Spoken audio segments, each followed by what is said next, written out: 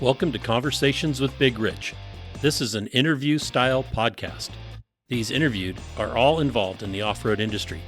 Being involved, like all of my guests are, is a lifestyle, not just a job. I talk to past, present, and future legends, as well as business owners, employees, media, and land use warriors. Men and women who have found their way into this exciting and addictive lifestyle we call off-road. We discuss their personal history, struggles, successes, and reboots. We dive into what drives them to stay active in off-road. We all hope to shed some light on how to find a path into this world that we live and love and call off-road. Whether you're crawling the Red Rocks of Moab or hauling your toys to the trail, Maxxis has the tires you can trust for performance and durability. 4 wheels or 2. Maxxis tires are the choice of champions because they know that whether for work or play, for fun or competition, Maxxis tires deliver. Choose Maxxis. Tread victoriously. Have you seen 4Low magazine yet? 4Low magazine is a high-quality, well-written, four-wheel drive-focused magazine for the enthusiast market. If you still love the idea of a printed magazine, something to save and read at any time, 4Low is the magazine for you. 4Low cannot be found in stores, but you can have it delivered to your home or place of business. Visit 4lowmagazine.com to order your subscription today. On today's episode of Conversations with Big Rich, I'll be talking with a past president of the North American XJ Association, NAXJA, a member of Team Indiana, and a longtime friend, Matt McGyvr Rowland. Matt McGyvr Rowland, how are you doing? I'm doing well, sir. How are you? Excellent. So it's really good to have you on the air here. Thank you for saying you would do this. We go back quite a ways, and but we're going to go back even before that and find out more about you. You ready for this? Let's do it. All right. So first question, where were you born and raised? So I was born in Muncie, Indiana, East Central Indiana. My dad was a glass factory worker. He was an electrician, and he started working in the factory, and we grew up. He got laid off a lot. So money, I remember a Christmas where the Christmas presents was the free stuff from the auto parts store in town. Things got better though, because eventually he was able to change jobs, and he actually just retired in 2022 from Dana Corporation in Fort Wayne, Indiana. So we moved up to Fort Wayne in 1989. Okay. He started there in 88 and on my 10th birthday, and then we moved up to Fort Wayne. All right. So the early years were in a little town called Dunkirk, Indiana, which is affectionately known as the glass capital of Indiana. They had 2 glass producing plants there, foundries or whatever you would call them. And he went into Hartford City, worked for auto parts place that made the, if you remember the old Impalas, right? That had the plastic pieces on the front. They used water jets to cut those pieces. So we worked there for a little while, and then ended up getting the job in Fort Wayne. And I had to say that was pretty awesome, because that just opened up a lot more opportunities going from the small town to the big town of Fort Wayne, Indiana. Right, big town. So when that move happened, about how old were you? I was 10 or 11. Okay. When he got that job, I believe he started on my 10th birthday in 88 in July, and then we moved in January of 89 up here. So your dad just retired. He's in his 60s? Yep, he is 69 years old. Okay. He retired 2 years ago after 34 years at Dana. Nice.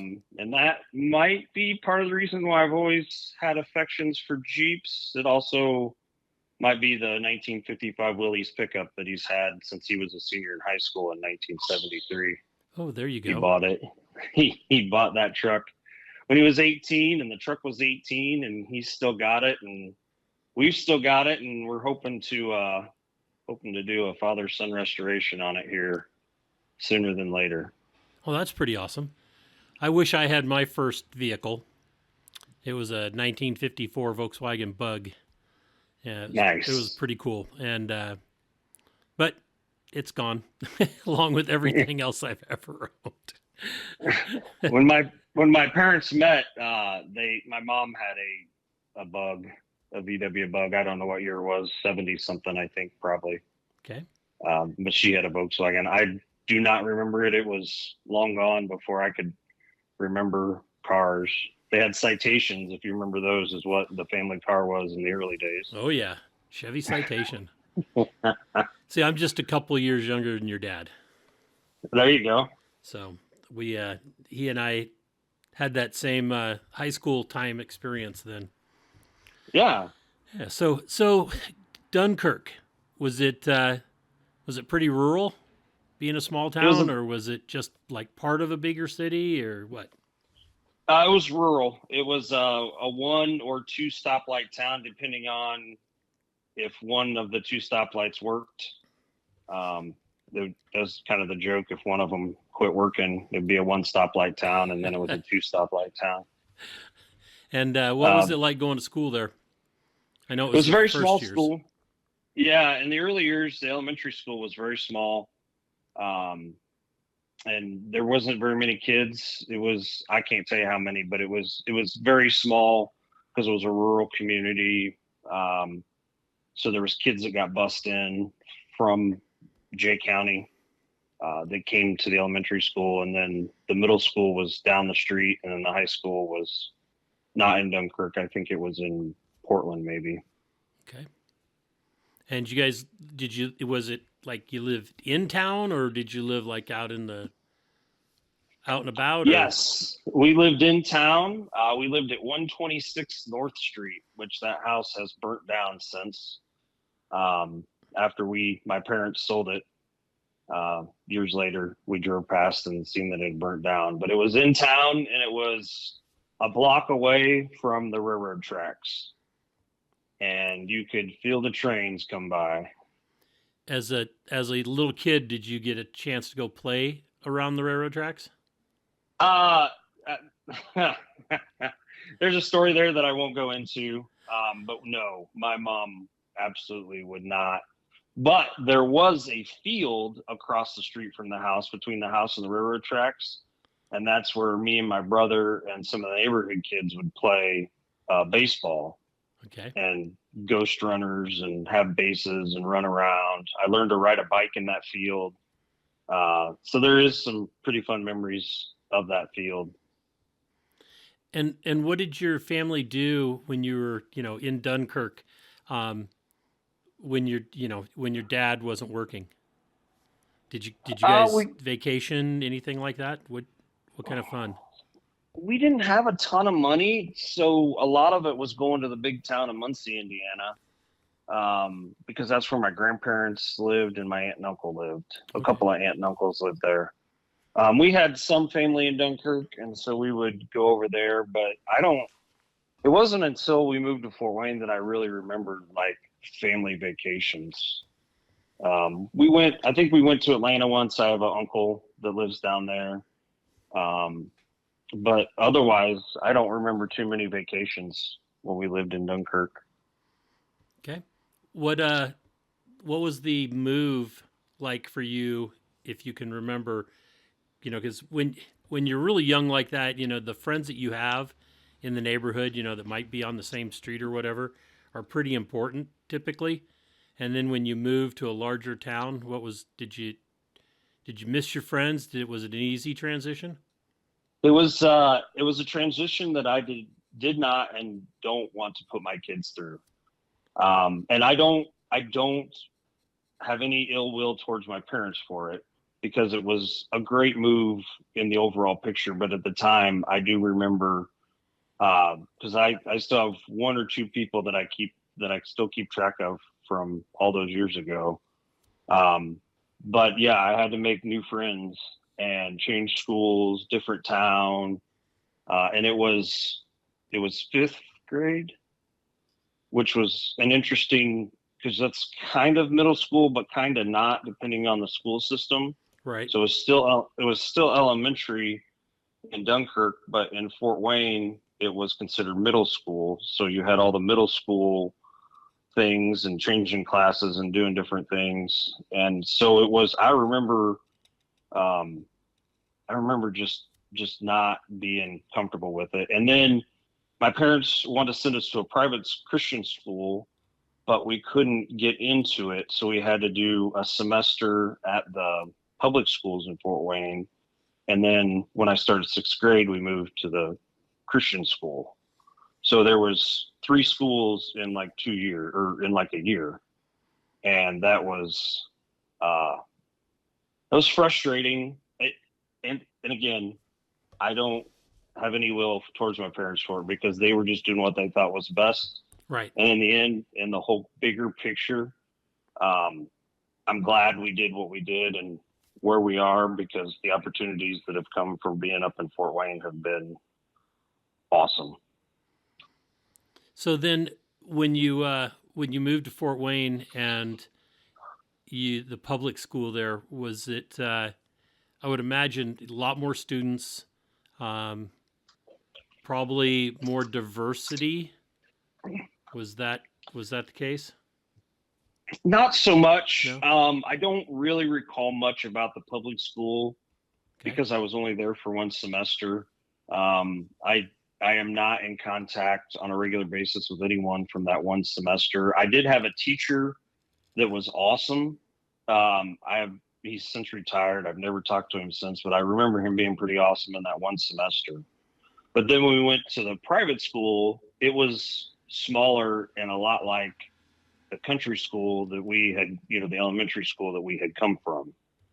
So it was I liked it a lot better, because it was more comfortable being that smaller school. Right. And so you went to that smaller school through that small private school through high school? Yep, graduated from there in '96, and still have a core group of friends that I still talk to on a semi-regular basis. We still hang out a lot, actually. So here's part of the Roscoe Racing twist. I was in 6th grade, and when I started at the school, Tony Riedorf, Roscoe, was in 4th grade. So that's where I first met him, because he was in my brother's class. My brother was 2 years behind me. Okay. So that's where we first got to know each other. And then we were always driving like idiots in the school parking lot and getting in trouble. And around back, there was a gravel parking lot when you got to start driving to school, because that was a big thing. And then there would always be a little muddy trench that you could drive in. And so I had my first car was a 1980 Chevy Love pickup with a 1.8 liter 4-cylinder that could barely get out of its own way. But we would drive that thing like it owed us money. And was there sports involved at that school, or? There was.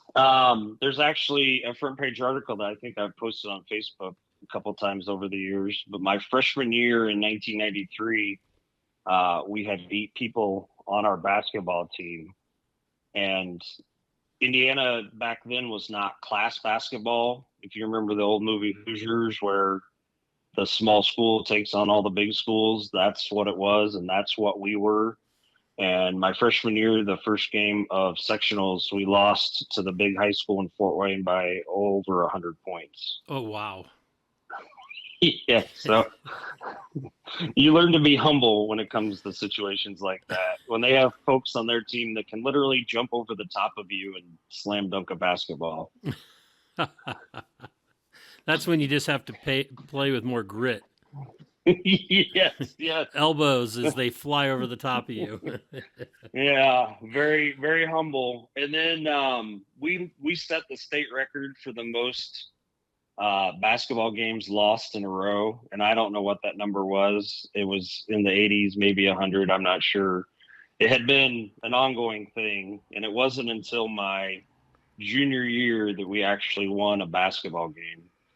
And that's because when my brother's class and Tony's class came in and they played basketball, their class was a lot larger class, and so we actually had enough people to have decent, okay players for basketball, and it was more than just an 8-man team. Right. So did you play basketball? Oh yeah, yeah. Pretty much everybody, pretty much all the guys with a heartbeat and any hint of athleticism played basketball. Was it by choice, or was it just the coaches that said or teachers said you're playing? There was, I don't remember how much pressure there was, but I mean, I was always kind of a bigger kid. But yeah, we played. I played all 4 years of basketball, and I enjoyed it. I mean, team sports, always kind of build you on that team. Right. I think helps you, as far as life's concerned with future team building and all the stuff that happens when you have to go to the real world. My junior and senior year, we actually got a baseball team together. So we had basketball and baseball. We had 9 guys to play baseball. So, so when somebody got pulled as the pitcher, he went out to right field and everybody swapped gloves, huh? It was like Little League. You just move around because we didn't have I don't know if we had 10 people or not. I'm pretty sure there was 9, maybe 10. But yeah, it was everybody played. And that was the only reason we had a team, was because it was everyone that was interested in high school that wanted to play played. Nice. So that 80 Love pickup, the 80 Chevy. Yeah. How did that come about? Was that something that you saved for, or was it gifted or hand me down, or what was it? My dad actually bought that truck. So when he got the job in Fort Wayne, he needed a truck that was more reliable than his 55 wheelies pickup to drive back and forth. It was an hour from Dunkirk to Fort Wayne. So he bought that truck. It was good on fuel, 4-cylinder. And so he drove it back and forth for 6 months until we moved up here. And then through attrition and time and everything, he bought a 79 Ford Bronco to be his daily driver and gave me the Chevy Love pickup truck. 2-wheel or 4-wheel? 4-wheel drive, and depending on how you read it or say it, it was the McAdoo or Mikado package. Okay. I don't know what that meant. It didn't have power anything. It didn't even have power steering. Manual, that's what I learned to drive a manual in. And that truck always had a problem. It was always fixing it. It was always, Dad and I pulled the motor out of it. I can't even tell you how many times. It ran on 3 cylinders for a year for a while because somebody may have been doing donuts in the school parking lot in the snow and floated a valve. And so, yeah. So then we had to pull the head off of it and work on the valves and replace the whatever I burnt up when we did that. So was there auto mechanics at your school or anything like that? Oh no. No trades? No, it was no trades at all. It was straight up got an education. Everything auto mechanic wise I learned from working on the junk that we were driving. Because Dad always kept Mom in a nicer, newer car. So she always had something reliable. And he had the 80 Love. He bought an 81 Love. We rebuilt the motor in that truck. He got the Bronco. It wasn't until, I think we were out of school that he finally, some friends of ours at church had a 92 Blazer that needed a motor. And it was all decked out, loaded leather, digital dash. And we pulled the motor out of that and rebuilt it, he and I. And that was his nice vehicle. But he always kept Mom in a nice car. And did Mom work, or was she a stay-home mom? She stayed at home for a while, and then she worked as the church secretary, but it was very flexible for her. So she could be home with us when she needed to be. Sometimes we would actually, on days off or stuff like that, we would actually go in and hang out at the office, the church office where she worked. She never really made a ton of money, but she made enough to buy groceries and supplement income as needed. And then we were part of a carpool because school was across town. So we lived southwest Fort Wayne, and the school was more on the east, excuse me, on the east side. So we carpooled with another family. So mom would drive in the mornings and take us to school, and then the other family would pick us up and their kids up and take us home. But then she'd go to work.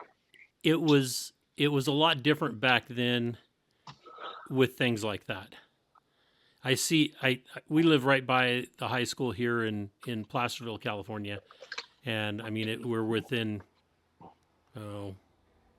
6, 7 houses, and Of the high school. And it's so when the kids are being dropped off in the morning, they get dropped off in front of the school, and they just down the street and around the block, that kind of thing. And then in the afternoons, everybody is, people are parked all the way down here. And the kids walk to wherever their parents are picking them up. And you just see a lot. I don't ever see more than rarely, sometimes 2 kids that you can tell are not brother and sister, or, brothers or sisters, and they get into a car. So it's all individuals. You don't see that carpooling with neighbors, at least around here. Yeah. Well, and the private school didn't provide transportation, so you had to take your kids to school. Right. No busing. There was no busing for that school. And what kind of student were you? We all were very, I think a lot of people in my class were very smart. I ended up, I think, 4th I graduated with 15, and I think I was 4th. I'm laughing because in some of your podcasts, there's been people that have mentioned math, and I was a math kid. We didn't offer any high school math like they do now in middle school, and I wanted to get to calculus for some reason. So I ended up my sophomore year, I took geometry and algebra 2 in the same year, 1 in the morning and 1 in the afternoon. And so I did 5 years of math and 4 years of high school. I never considered myself good at math. I'm good at what I call dart math. If you've ever played darts, trying to figure out, what's left on, if you're playing 501 or a game like that, and you get your score, and you got to think fast, each dart, so what your next dart should be. But when I was like a junior, they I had free time, and they said, "Oh, why don't you be an aide in freshman algebra?" And I'm like, "Okay." And I was like, I didn't know that I was accomplished enough to be able to do something like that. I don't remember much of it, except that it was all a bunch of freshman kids, and I was a junior, and it was like, okay, this is kind of awkward. Of course, the girls were okay, but the boys were all awkward. We had a teacher that I would help with. I would have 2 study halls, because I had taken so much that by the time my senior year came around, we didn't have a part-time program or going to work anywhere, that kind of a program. So I ended up my senior year with 2 or 3 study halls. And so I would help this teacher with some of the classes that he was doing. And so, yeah, he had me, he wasn't a math teacher, but I remember that we got a computer. My dad bought a computer, always had to have the newest and latest and greatest. So in 92, we bought a computer that your cell phone now has 2,500 times more power than that computer did in 92. But we had a program that you could make crossword puzzles with it. And so he would have me make crossword puzzles at home and then print them off and bring them in, and then he'd copy them to give out to his class. Interesting. Yeah. Was it an So, Apple? no, it was a sensor by Samsung, and it used a operating system called GeoWorks, which I assume Windows bought at some point and made go away because it wasn't a Windows machine. That's the only computer I've ever known of that wasn't a Windows machine. Um, as far as stuff back in that day. Interesting. So then, what did when you were in high school? Um, I would imagine you were still running around with Tony, because was he still Tony was in that He was, school, right? yeah. Tony was in the school. We ran around, but not a ton. We actually probably irritated each other more than we actually got along with each other. Okay. We may or may not. I may or may not have my senior year gotten the keys to. He had a '86 Toyota Supra, and I may or may not have gotten the keys out of his locker that he never locked and drove it around behind the school further, and then put some telephone poles around it, and then put his keys back. And then when he went out to his car, he didn't know where his car was. So it was we and then after I graduated, he ended up taking my brother's truck and running it through the woods behind the school, and they were all riding in the bed and hooping and hollering. And so yeah, we may have not had quite the, I don't know, I guess complicated friendship, you would say. Right. Okay. And upon graduation, what were your plans for after graduation of high school? So after graduation, I went to Indiana Wesleyan University in Marion, Indiana, and I double majored in criminal justice and communication with a TV emphasis. My advisor could not figure out what the two of those degrees would have in common for a double major. I can tell you as we get on later, as far as work and stuff, how it came full circle. But he definitely at the time was like, "What in the world are you doing?" I wanted to be a police officer, Right. and I loved TV. I loved technical. In church, we did. My dad ran sound, and I ran the video camera, because we would send VHS tapes to shut-ins, and before all the live streaming that you can do now, they would send the videos to the shut-ins. So I'd always run camera, and Dad would run sound, and so we did that. And so I was just always kind of techie, and I really liked that stuff. So I was like, well, I want to be a police officer, and I can make this work. It was a little more work than the double major criminal justice psychology or some other stuff that kind of made more sense because all the criminal justice majors were, did something different that maybe made more sense. And I'm like the only dude that's double majoring in communications. But then I worked at the TV station, which was a job that I loved in college, because we ran cameras, we recorded stuff, we did on campus. It was a low power TV station on campus. And so we ran, we taped shows. We taped all of the men's and women's basketball games at the school. Okay. So we had lots of setup, tear down, moving equipment around. Anybody that goes that far back can tell you about, color bars and adjusting color bars and white balance and all the fun things that came with TV back in that day, because digital TV didn't exist yet. That was back when they wanted to go to digital TV, but they kept delaying it because people had tube TVs that couldn't do digital, so they were putting out the like gift cards and stuff so people could get the converter boxes. Right. And so they kept pushing it off. It was like supposed to be late 90s, and I don't even remember. Maybe it was early 2000s when they finally made everything have to go digital. But yeah, so that was kind of an interesting transition. So everything I did at the TV station, we actually physically would do on it was like a mixer type of board that would take two videos and record it into one. So you'd take one cut from one and another one, and then you would put it.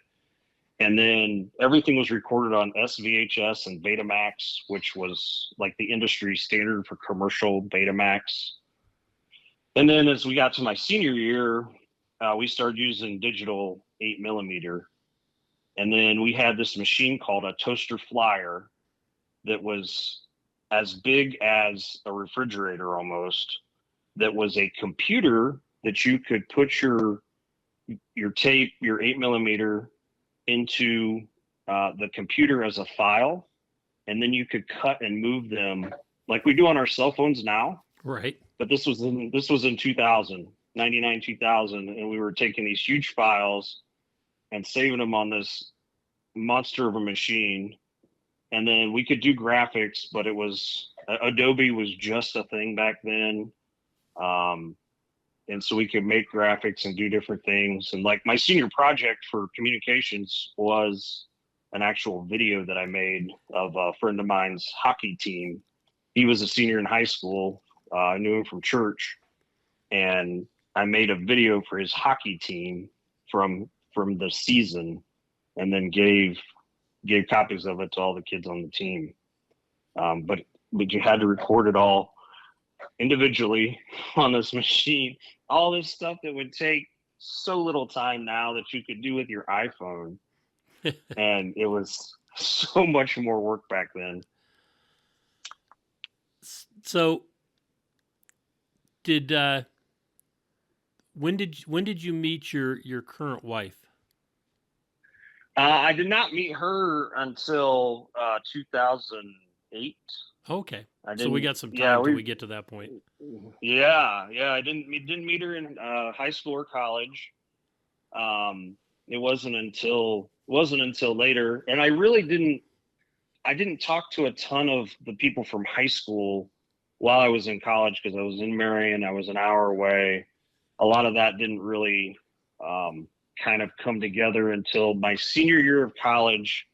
I got invited by a friend named Seth, who was a couple years older than me, who had been hanging out with Tony a little bit.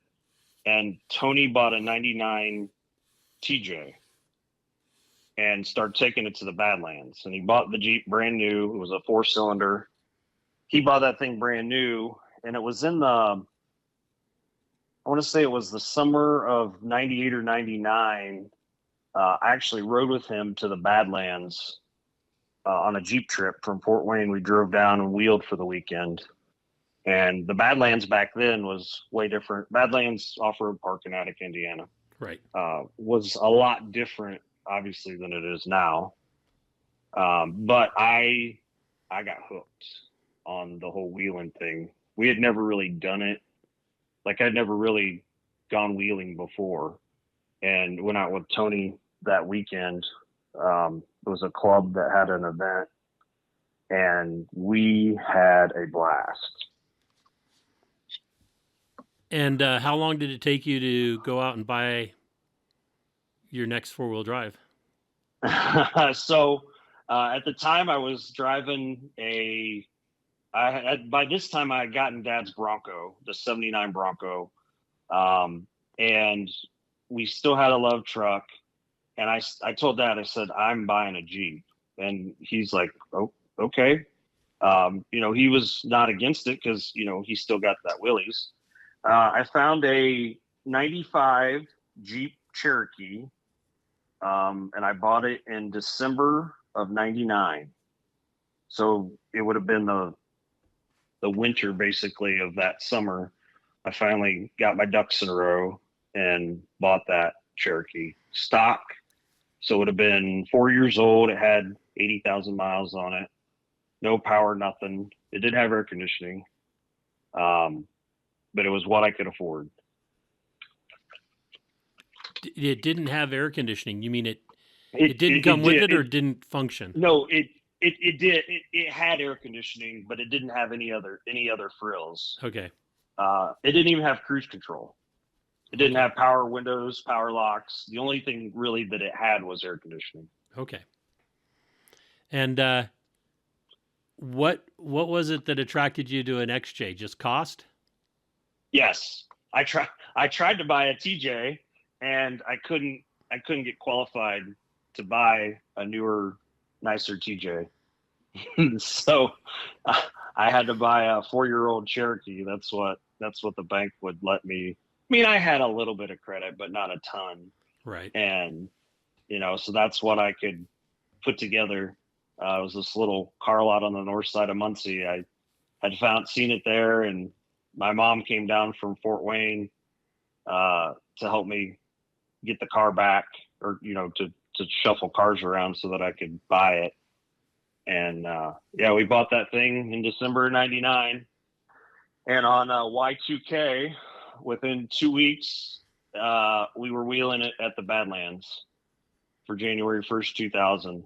Me and Tony and his girlfriend, who he ended up marrying, Michelle. Right. We all went to the Badlands for January 1st of 2000. So we were like, well, if it's going to end now, we're going to end it here and at the Badlands. This is what we're going to do. And so that's where we were for Y2K.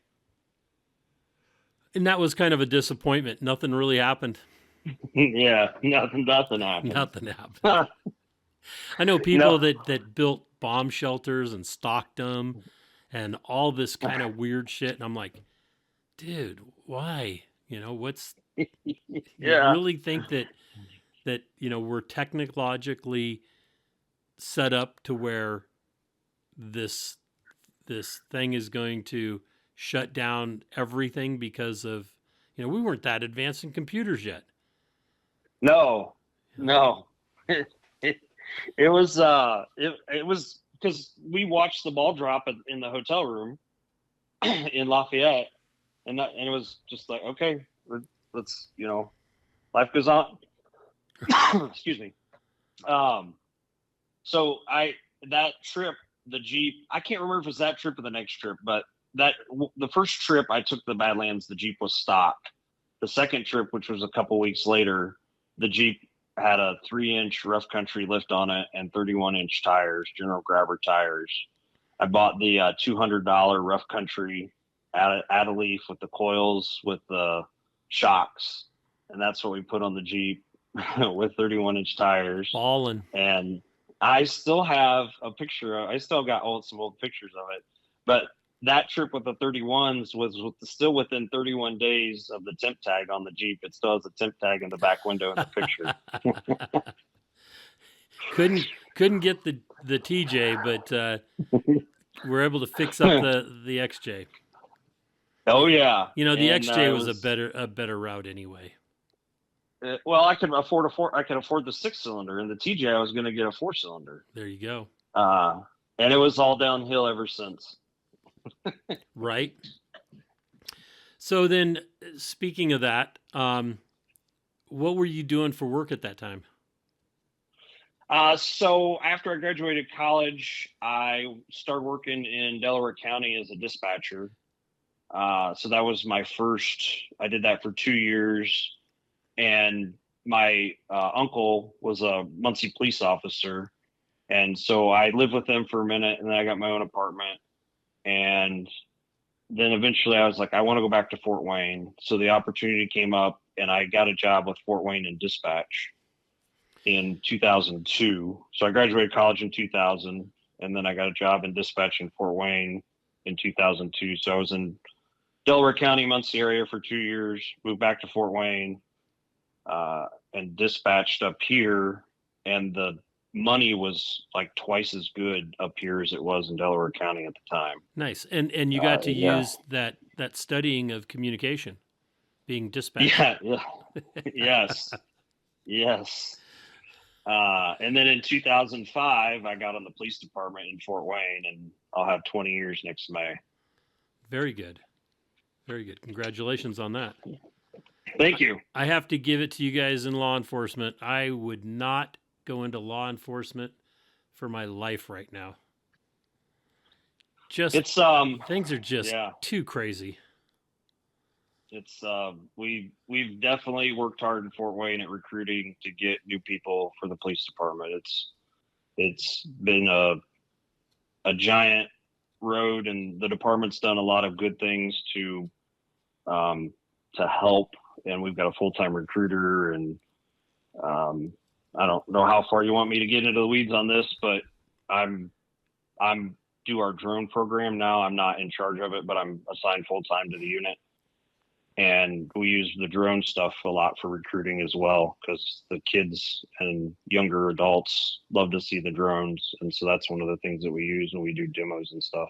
Cool. That's awesome. And hence the using the drones is how that great shot at Moab that we used on the cover. Yes. For 4 Low. Yeah. On the 4 Low cover from the 2018 NAXJA Moab event. Yeah, that was people still when they see that photo are like, what the hell? How? What? They can't fathom how that was taken and looked. I mean, when I saw it, I said, okay, this is a cover. I don't care what anybody else thinks. This is a cover shot. It was, it was just perfect the way it lined up. And that was an old Mavic Pro that I had. And it worked out really well and took a great shot. So that first XJ, how long did you keep that? Did you have it when you moved back to Fort Wayne? Yes. So I kept that Jeep until 2013. By the time I was done with it, we had cut the front and the back of it off and tubed it out and made it like a half buggy with a fuel cell, still rocking the 4-liter. But I had put axles. I bought a mud truck out of Michigan. I put a Dana 60, Kingpin Dana 60 in the front, and put a Eaton axle, if you've ever heard of them. Oh, yeah. We put an Eaton axle in the back of it. And that thing was on 39 wasted and roasted 39-inch red label crawlers. They were a set of tires that when Roscoe transitioned the buggy in one form or another, I bought a bunch of his old stuff and was able to put it on my Jeep. So I had some wasted red labels. I ended up buying some coilovers from him. And so the Jeep had coilovers on it. I bought an Atlas 4.3 transfer case because, as we know in the industry, the 4.3 was too deep for racing. Yep. So he transitioned into one with a better ratio for low range for racing. And so I bought his 4.3 and we put that on the back of the AW4, and it was pretty rocking. The back seat was gone by then. We had caged it out, full tube, fuel cell. It didn't look much like the Jeep that it started. What happened. That's what happens to Cherokees. Yeah. Those crunched beer cans. It was at a Brannick Hot Dog Friday that we cut the back off of it before the tube project started. Was that planned to do it there?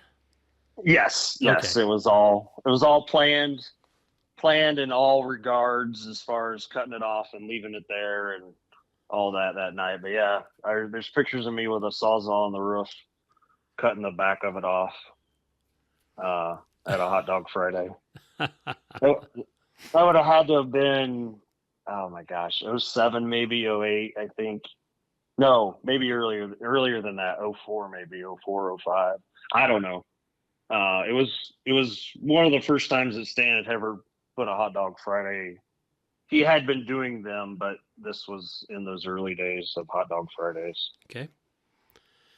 And so you're working as a police officer. You're driving an XJ. I'm sure that was your trail rig, or was that your daily driver as well? It soon became a trail rig only. Was it paid off Fort first? Wayne, well, in 2001, I rolled it with Tony and another buddy, Todd. We were down in Livingston, Kentucky. There was this off-road area. It was considered a public road, and people would just go there, and it was kind of up in a mountain, and you'd go wheeling, but it was like a public road, and then there was obstacles, and I flipped it. I think they called it warm up hill or something, but it was April of '01. I flipped it, and it rolled completely over. There's video on YouTube of it. A dude happened to have a video camera in '01 and caught the roll. That was before everybody had a cell phone. And so then I still owed money on it. The insurance guy was not very happy with me. I had to borrow $1,500 from my parents to pay the loan off, because they wouldn't give me enough money, because they said that modified Cherokees were worth less than what the value of the Jeep was. So they didn't give me enough to pay it off. And in Indiana, I don't know what it's like in other states, but if they call it a total, you can buy it, and then you get the title from the bank, and it never becomes a salvage title. So it's still, even when I got rid of that Jeep, it still had a clean title on it. Nice. But I bought it back from insurance for $500. My dad, the roof was bent, everything was tweaked. We had some friends that had a frame straightener. Of course, it's a uniframe, but my dad and all of his ingenuity helped me figure out a way to support everything. And we actually pulled the whole top of the Jeep back forward. So it had been pushed back. We pulled it back forward, and we built this contraption with a floor jack and pushed the roof back up at the same time that we were pulling all this forward. And got the thing about, of course, it's a pop can, right? So once you crush it, you can never get it back perfect. Right. But we were able to get that thing close enough that we were able to get a windshield back in it and got it sealed back up. And this is a few years before we cut the back off. So it was still my daily driver. Yeah. Going to the for cop shop. A while. No, it was, I had, in dispatch, when I came to Fort Wayne and got the job with dispatch, I made enough money. I lived with my parents before I got a house. Me and a buddy rented a house around the corner from Tony. But before I rented that house, I made enough in dispatch. I was able to pay off all my debts and pay my parents off. And so then I bought a 99 Dodge Dakota. And then that wasn't enough to pull my Jeep on the trailer. It was just not quite. Didn't have enough. It had a V8, but it just wasn't quite enough. So I ended up buying a 2000 F-150 with the 5.4 Triton in it. And so then that became my daily driver. Okay. Yeah, the Jeep only had to do daily status for a little while. In fact, even in between the wheeling and other stuff, we still had that 79 Ford Bronco, and I blew the motor up in the Jeep shortly after I bought it, before the roll. I blew the motor up in a mud hole at the Badlands, and I was trying to drive it home and blew the motor up, and my dad came down in the Bronco with a trailer to tow it back to Fort Wayne. This thing, I hadn't even had the thing like 6 months, and it was a year, a little over a year, and we had already done a motor in it, replaced the motor, and I had flipped it. That's why I said it was downhill ever since. Right. And were you questioning your life decisions at that point, or were you just having too much fun? I was having too much fun, and like I said, I didn't date much, and I hadn't met my wife yet, and so it was really, I finally got a dog in like 2003 or 4 just to see if I could be responsible enough outside of me. I was just, I was in my early 20s and just having a good time, and we were wheeling, Rich, we were going to the Badlands once or twice a month for a couple years straight. And every time you go to the Badlands, you'd say, oh, I need lockers. And then you'd come home and you'd try to figure out how to buy a locker, or you'd try to, every time it was like, we're going to make this mod. And then the next time you go down there and we're like, all right, we're going to try this obstacle because I couldn't get it last time. And then we're going to try this obstacle. And so it was a never ending battle. And sometimes when you filled up with gas in Attica to drive home, That was the gas. That was your gas money for the whole week. Right. So you make the 3-hour drive home, and since it was highway mileage, and then the commute to work, until you got paid on Friday, you're like, all right, we got to make this fuel last the rest of the week. And then do it all over again. I mean, I can't even tell you how many times those first few years we went to the Badlands. It was all the time. Nice. But you guys had a great time. Is that when the bonfires started? Those weren't until later. Okay. The big bonfires came in the Trek racing series days later on. All right. So then, with somewhere in there, you're being Mr. Police Officer, and somewhere in there you met your wife. How did that come about? I did. I had a buddy who said, "Hey, are you ever going to settle down and get married?" And I'm like, I guess, like, maybe. And he's like, "Well, you're pushing 30, and if you're going to have kids and all this stuff," he's like trying to be the voice of reason. I don't know if he's being the fun police too, but he's trying to be the voice of reason. So he ended up connecting me with his wife. Worked with she ended up being my wife's sister, but his wife and my wife's sister worked together at a hospital, and she'd recently been divorced and was going to school and was working a couple of jobs and doing all this stuff, and like, hey, Grace is she's not married, and this is going to sound terrible, but one of the things that I asked him, I said, well, if you're trying to play matchmaker, I said, I really would like to find someone close in age that doesn't have any kids. And that was just me being selfish, but that's what I told him. And he's like, okay.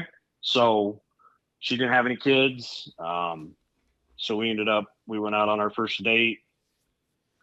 At the time, I had a mega cab, a Dodge Ram mega cab diesel, because we had moved up in trailers and we're towing more stuff and racing and doing all sorts of craziness. So I had a 06 mega cab, which, if there's one vehicle, even though I hated the seats in that truck, if there's one vehicle that I still could probably not buy for what I sold it for when I sold it, it's probably that no DPF, no emissions, straight up 5.9 Dodge Mega Cab pickup truck. And so we went on our first date in that truck, and my brother was living with me at the time, and he texts me. He says, "Hey," he goes, "your dog got out." So we have our dinner, and then I said, "Hey," I said, "I can take you home, or do you want to come over to my house?" And I said, my dog's missing, and we need to try to find the dog. And she's like, "Oh, let's go to your house." So, and she's a dog lover, still is a dog lover.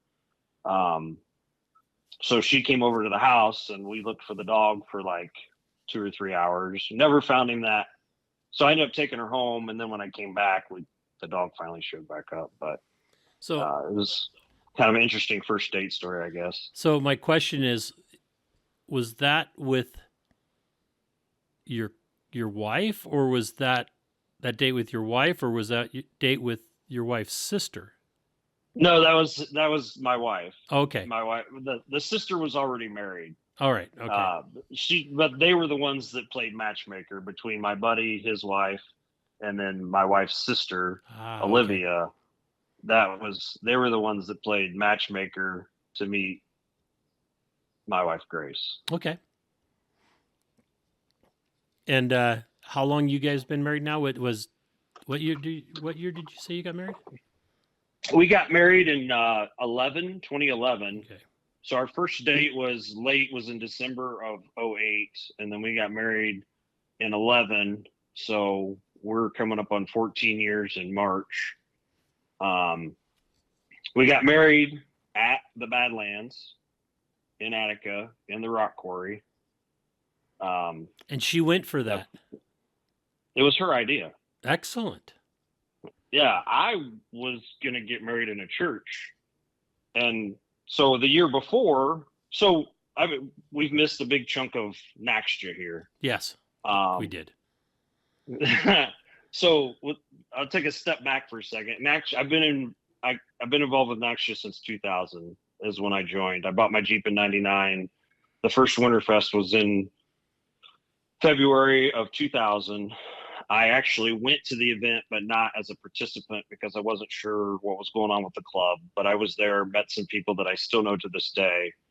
And then in 2001, so I joined NAXJA in 2000. And by the time 2001 came around, I had been going to the Badlands so much, I ended up leading trails at Winterfest in 2001. So Winterfest has always been a thing. It's moved back a little later to March. Because wasn't campgrounds at the time. We camped down at the river, by the river in town. We've camped all over, and finally in like 2004 they opened up the campground in the same spot where it's at actually. And then we start having the event the first weekend of March because that's when the campground was open. Okay. And so it gave us a safe, responsible place to camp. So I on and off helped in the early days with stuff. And then I went to the police academy in 2005. So I took a little time off from NAXJA things. I still went to Winterfest because our police academy runs Monday through Friday.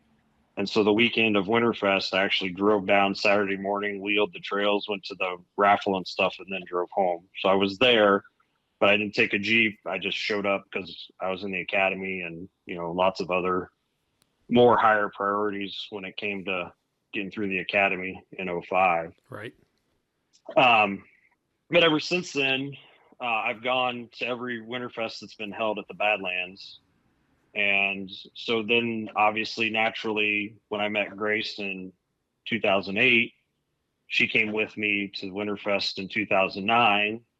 And I had decided at that point that if she could survive this weekend with my friends, that she's probably going to be a keeper. So in 2010, the president of NAXJA Midwest chapter at the time, I got with him and I said, I want to propose at Winterfest. And he's like, okay, how do you want to do it? And I said, well, I'm going to get a ring and we're going to put it in this mystery box and then we're going to make it a raffle prize. So, his name's Tyler Preston, and a shout out to him because we had to pause the raffle for a break because he wanted to make sure that he had the right raffle ticket number that we had agreed upon ahead of time that was going to be mine to win so that I could go get the package and then come back and get on one knee and propose to her. Yeah, because it would have been terrible if you ended up winning a winch. It would have been terrible if someone else would have won the ring that was in the box. Correct. Yeah.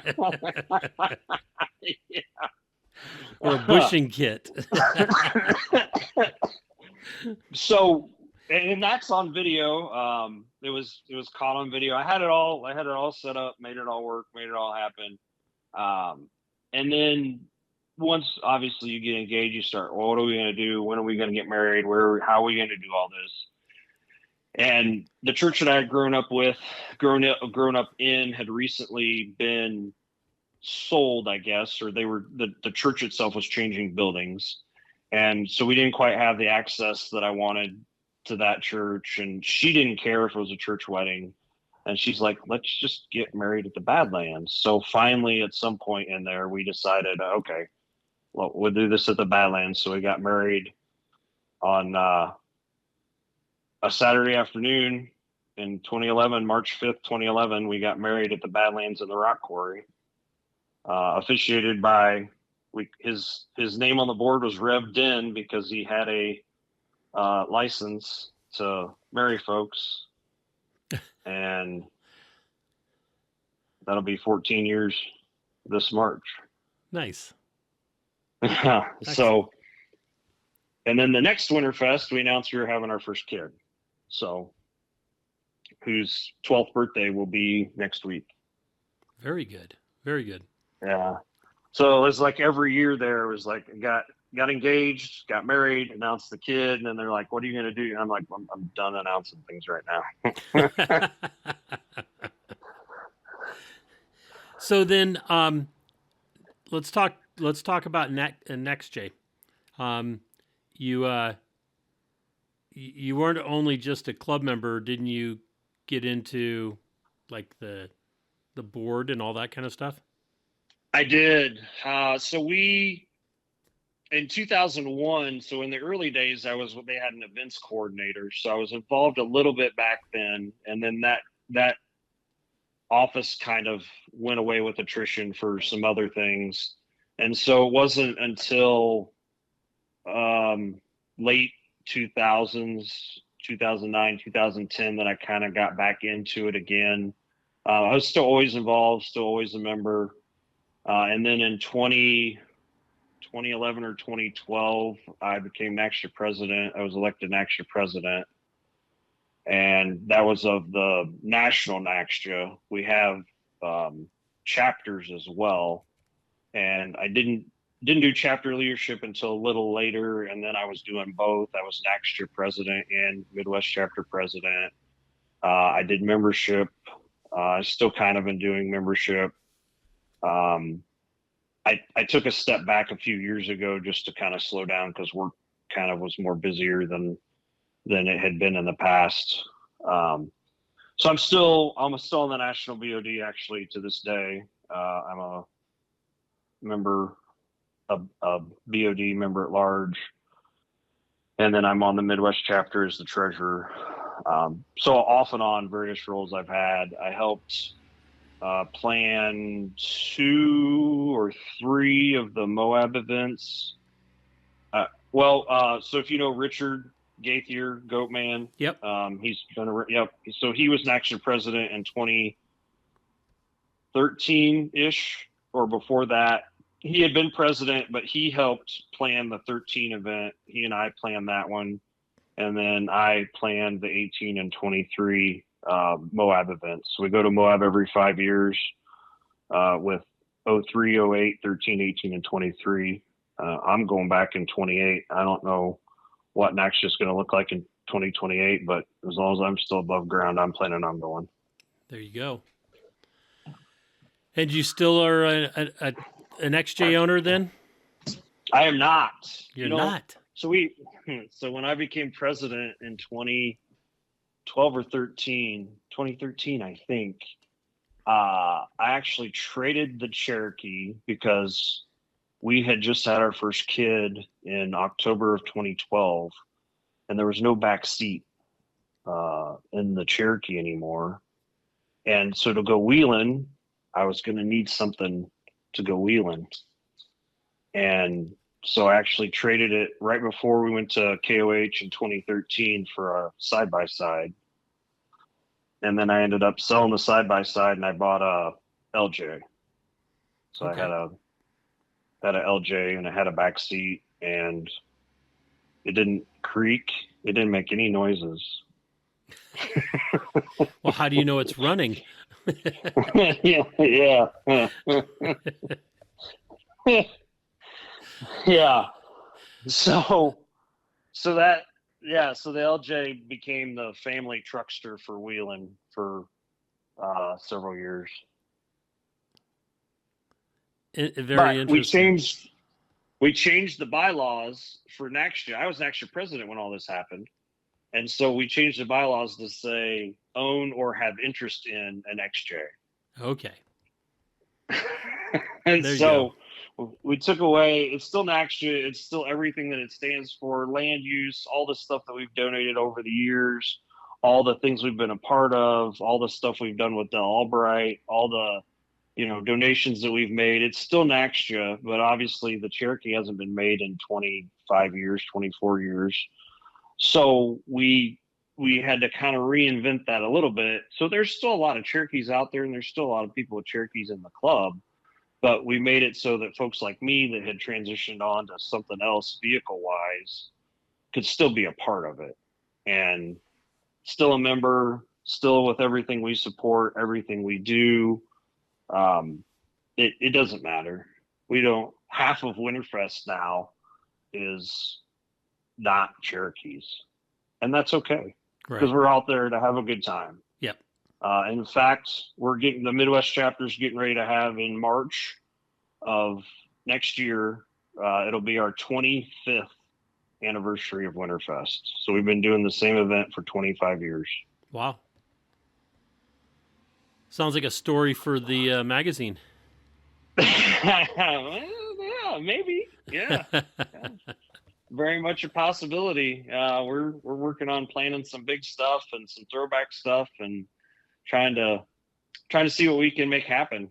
But yeah, it's slated to be pretty cool, I think. And I just think back all these years, every March-ish going to Badlands Off-Road Park in Attica. And, there's only a couple of us that have been to all the ones in Attica.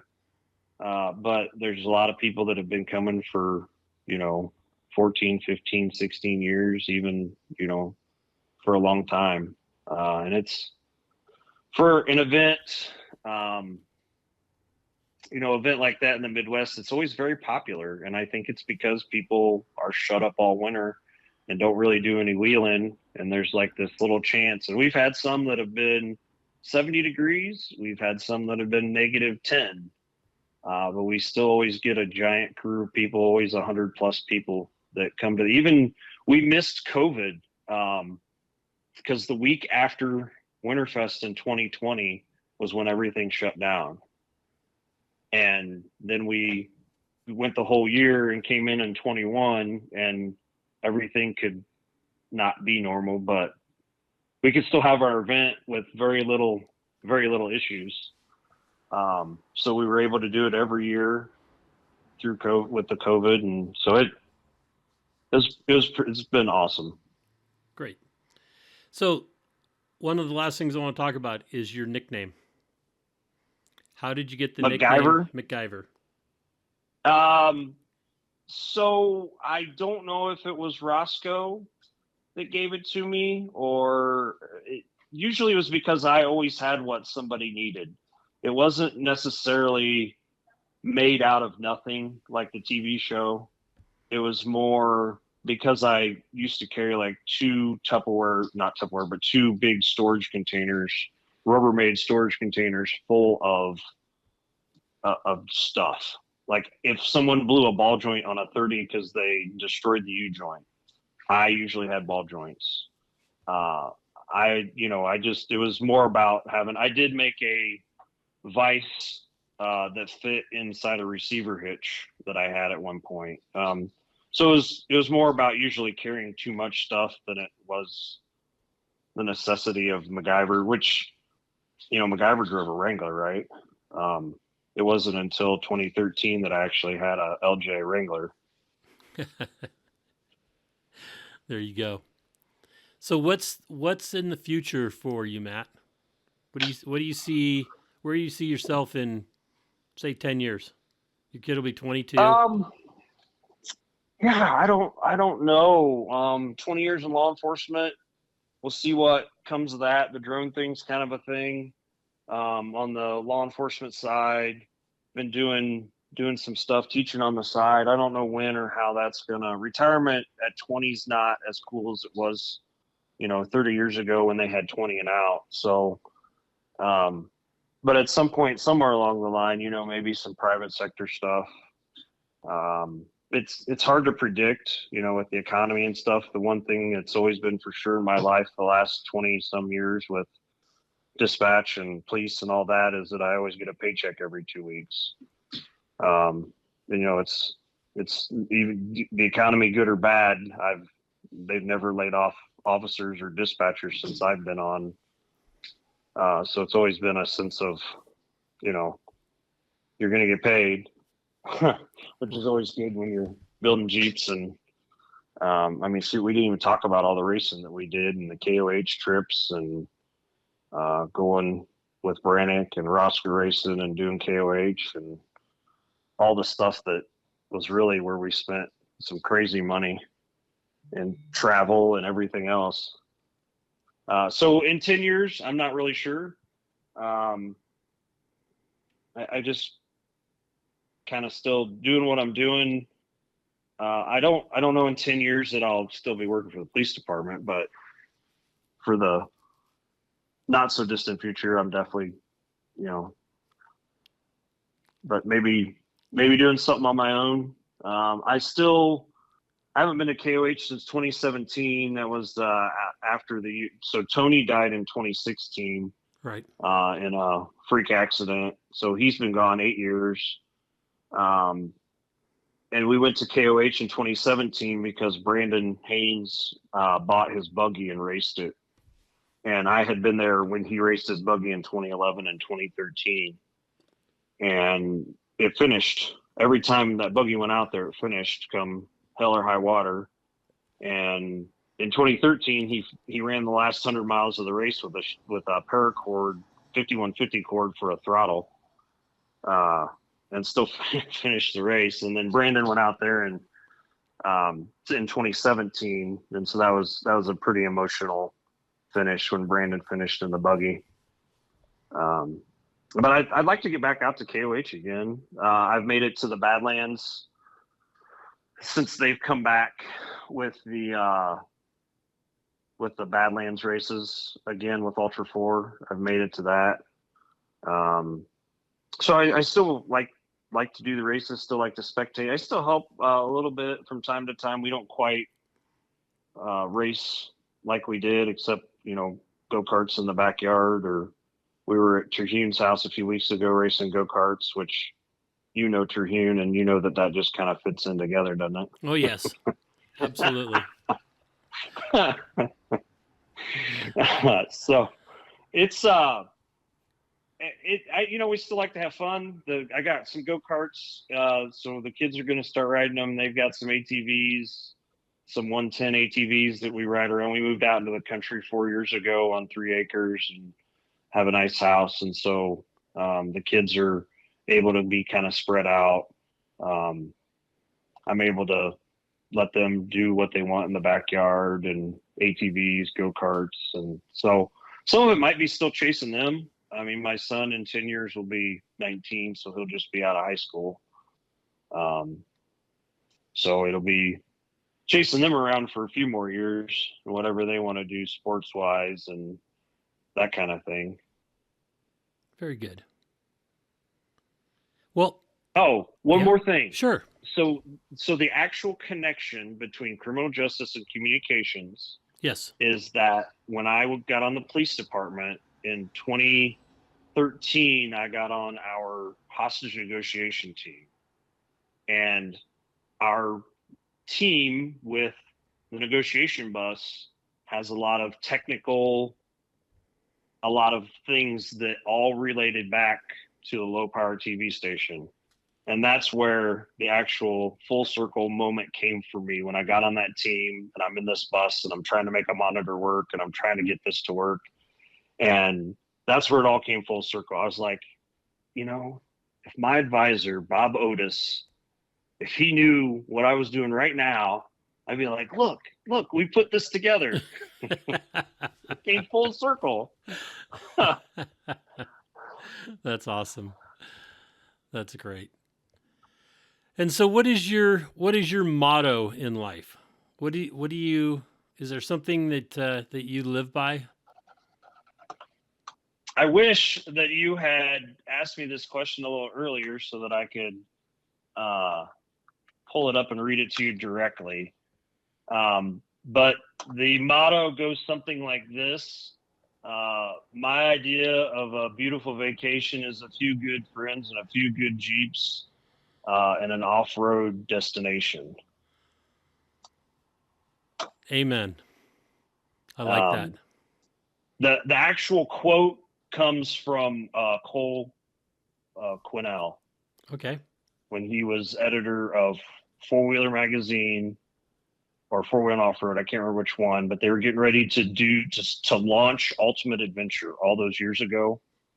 And that was the thing that he said, and it like spoke to me. Like I've got it. I kept it at the bottom of my email for a long time, my personal email. Nice. But that was always the quote, and it related back to Ultimate Adventure. I never went on one. I never was able to have something cool enough to apply to. I probably would. I've got a Gladiator now, a 2020 Gladiator, and I probably would make that thing work. Although I think I just read where they changed it to, they call it something else now because the magazine stuff's all gone. Right. Um, Yeah, they just brought it back. yeah. They just did their run. Yes, yeah. I just saw one of them. I follow all those guys.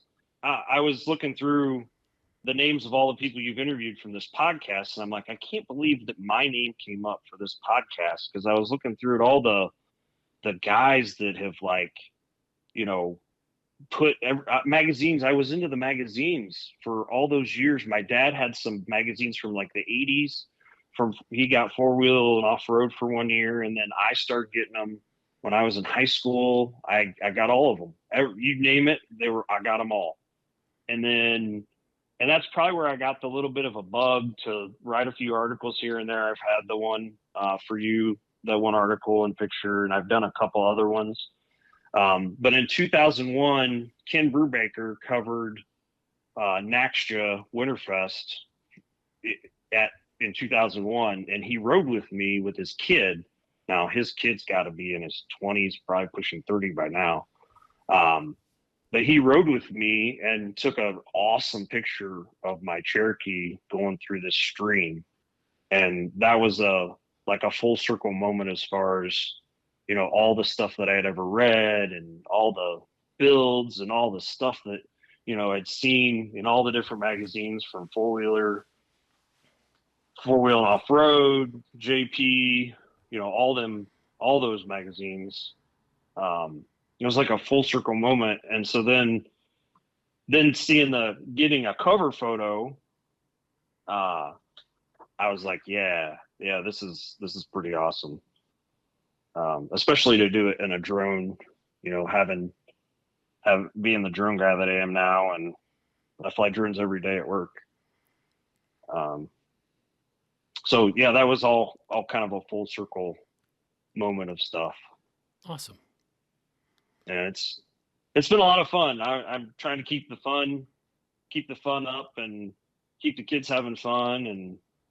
And so we've had some good fun over the years. We've had some, you know, unfortunate things over the years, but you know, you look back at it all and you're like, man, this is awesome.